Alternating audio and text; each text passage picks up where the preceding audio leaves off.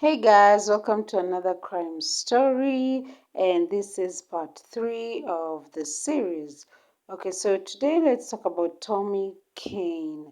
Tommy Kane was an NFL star in the late 80s, and he was drafted by the Seahawks and he played for 4 seasons. Okay, he played from 1988 and he had a very successful career. Like, he was getting paid, he was happy.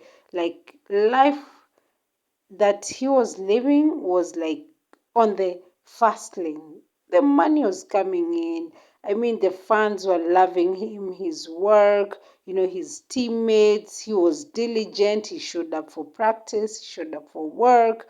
So he did well as receiver. Okay, so things were going well for Tommy Kane and life was good. And up until he got an injury after like 4 seasons, that is in 1992, he got an injury. So he had to like take a step back and step away from playing for the Seahawks.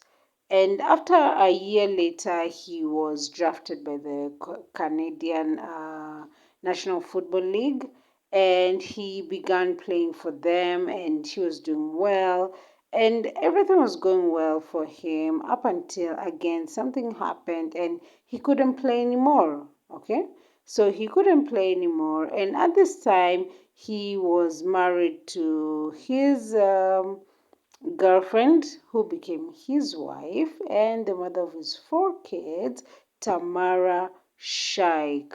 Okay, so they got married in a beautiful wedding and things were going well. But after Tommy got his injuries, apparently he went into depression. He sunk into depression, and his wife, Tamara Shaikh, was a bank teller and she was doing well in corporate. Okay, yeah, and they had 4 kids and they separated. Okay, reports show that, well, from neighbors and family and friends, says that the moment Tommy came back from the Canadian, National Football League, he was distant, he was stoic, mostly because this couple had not stayed together, owing to the fact that Tommy's career required him to always travel and be away. There were no smartphones then, so they couldn't like FaceTime and chat on WhatsApp all the time. So it was either they were using pages, okay? So Tommy was never around much, and so this put a strain on his marriage and relationship to Tammy. So Tammy kept herself busy with her business and her career and her children. Okay, their children, that is 4 children. Okay, so when Tommy came back home after being sent home by the CNL, they tried to make things work, but it was clear they had a strain. They had different perspectives of life and everything. I mean, Tommy was dealing with the fact that he moved from being one of the highest, you know, um, highly revered football players and receivers to nothing. Like, he felt like the national football team just threw him out like he was nothing, you know? Like, he didn't do anything. Yes, he was paid very well, actually. They lived a good life. But that really put a strain on him. He got into depression and started taking drugs. Yeah, he started with cocaine. He did alcohol, and it was just terrible for him.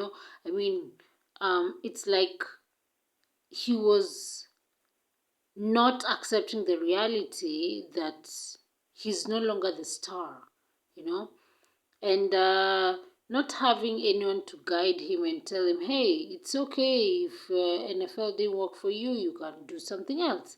But he didn't have anyone to tell him that, so he got into drugs because he was sinking into depression, and it just really got worse and affected the marriage between him and Tamara Sheikh. So earlier on, before 2003, they actually separated. Okay, they separated, and Tamara took the kids with her. And one time, Tamara was like, you know what, I need to help him out because Tommy had been in and out of rehab. And she figured, you know what, this is the father of my kids. He was once the love of my life. Yeah. So let me just go to him and let me ensure that he goes into a drug treatment center so that he can be better and heal and recover from everything. Remember, this is like almost 10 years. Yes, almost 10 years. Okay. So Tamara Sheikh and one of her friends in church um, went to Tommy's place in his mother's house at that time. His mother was not around. So she went in and she found Tommy there, and they got into like, they started talking about, going back to rehab and everything. But things just escalated and they started arguing. And remember, at this point also, Tamara was also seeking a divorce also. But also again, she felt compassionate. She wanted to help him out. So all this was going on. An altercation ensued, and Tommy actually grabbed Tamara by her hair and beat her up mercilessly. Yes, he beat her up mercilessly. And after beating her up, he took a knife and stabbed her to death. All this in his bedroom where he was.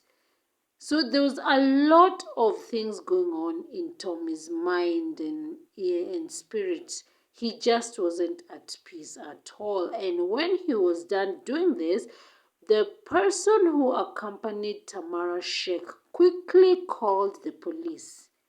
And they were there, and they came, and they literally found, Tommy there standing with a knife, and they arrested him. So Tommy was arrested and he was taken to jail.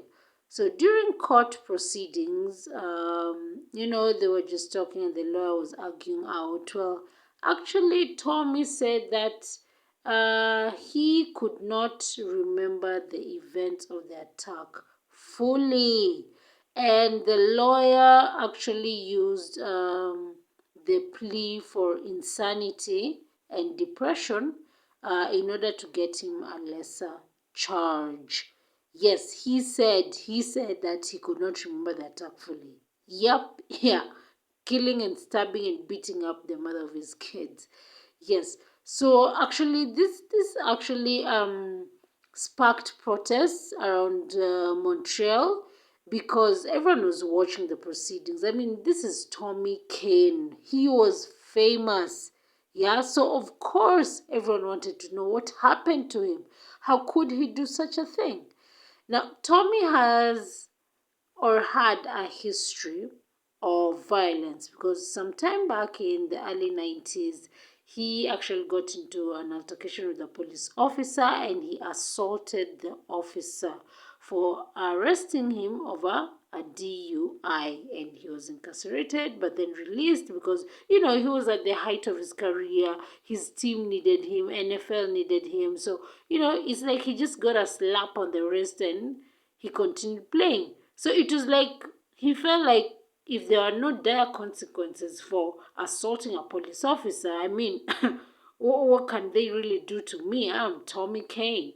Yeah, but this time round, the judge that was presiding over the case was really kind of, tough on him and said, you know what, you are required by the court to pay a compensation of $590,000 to Tamara Sheikh's family and pay around $125,000 to each of his children and $90,000 to Tamara Sheikh's sister, who actually became the legal guardian of his kids.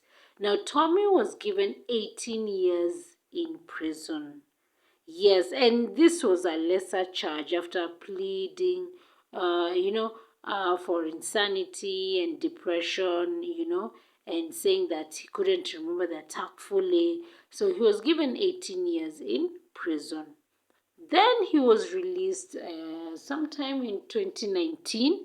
He was out on parole, but again, he violated his parole because of taking cocaine again, and he refused to test. He refused to test for drugs in his system, and that's when he was actually sent back to jail in 2019. So that is the story of the rise and fall of Tommy Kane. And yeah, he is still dealing with legal issues. Yes, so that is the fall of Tommy Kane, the very famous and popular NFL star. Thank you all for watching.